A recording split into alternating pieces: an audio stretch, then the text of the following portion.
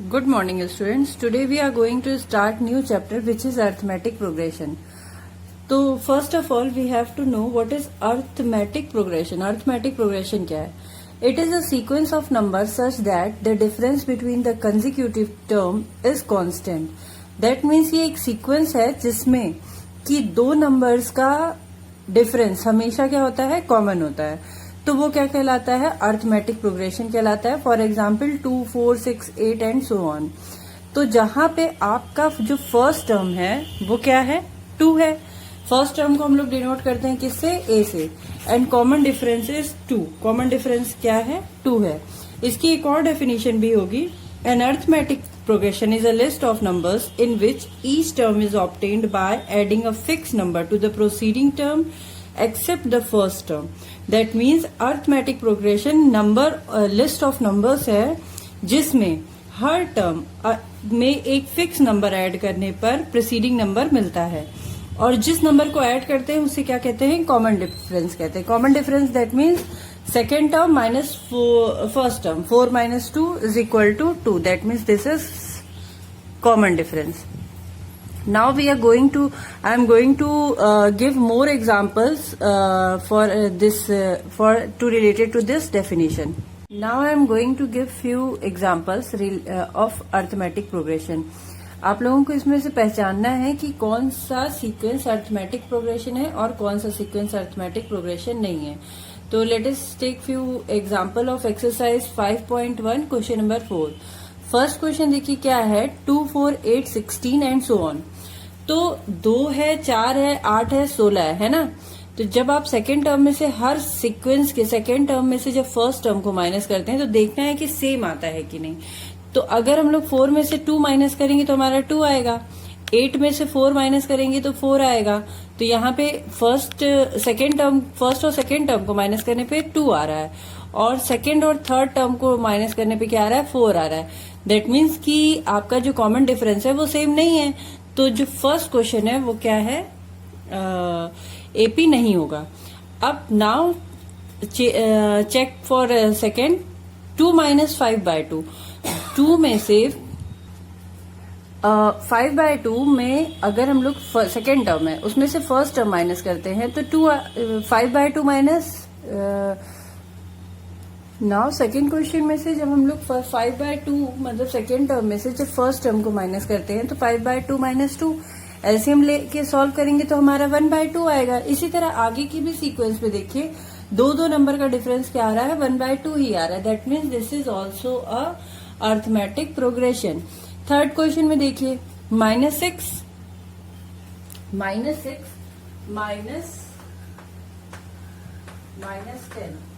तो 10 माइनस 6 हो जाएगा. कितना आ जाएगा? 4 आएगा.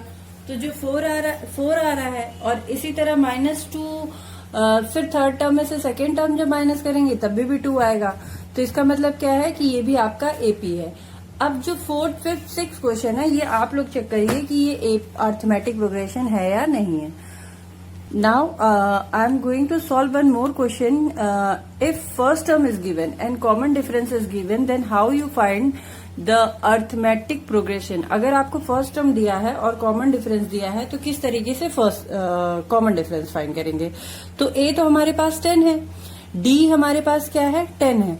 यानी कि हमारा जो सीक्वेंस होगा उसमें हम लोग अगर फर्स्ट टर्म में डी ऐड कर दें यानी 10 ऐड कर दें तो हमें क्या मिल जाएगा? सेकेंड टर्म मिल जाएगा. यानी कि दैट मीन्स कि आपका फर्स्ट टर्म में जब ए था उसमें हम लोगों ने डी ऐड किया तो 20 आया. This is your second term. फिर 20 में आप कॉमन डिफरेंस डी 10 ऐड करेंगे तो आएगा 30. थर्ड टर्म 10, 10, 10 ऐड करते जाएंगे आपको अर्थमेटिक सीक्वेंस क्या हो जाएगी? मिलती जाएगी. सिमिलरली देखिए in second question first term is given which is 4 and common difference is -3. तो फर्स्ट टर्म आपका 4 है. When you add common difference in first term that means 4 minus 3. तो व्हाट यू गेट? 1.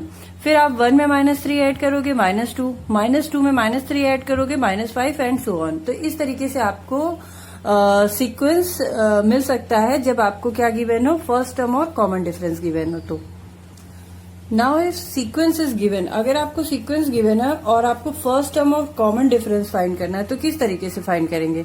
जैसे फर्स्ट क्वेश्चन दिया हुआ है 3, 1, -1, -3 and so on. तो यहाँ से आपको फर्स्ट टर्म क्या मिलेगा, ऑब्वियसली जो पहला टर्म है वो 3 है, कॉमन डिफरेंस सेकेंड टर्म में से फर्स्ट टर्म माइनस कर दीजिए, आपको क्या मिल जाएगा, कॉमन डिफरेंस मिल जाएगा। इसी तरह क्वेश्चन नंबर सेकेंड है, फर्स्ट टर्म आपका -5 है और कॉमन डिफरेंस आपको निकालना है second term minus first term, तो आपका क्या आया, 4 आया। थर्ड 1/3, 5/3, 9/3, 13/3, तो यहाँ पे आपका फर्स्ट टर्म क्या हो गया, 1/3 ए है ना, और second term minus first term, that means 5/3 minus 1/3 is equal to कितना हो जाएगा आपका 4/3, यानी यहां से आपको कॉमन डिफरेंस मिल गया।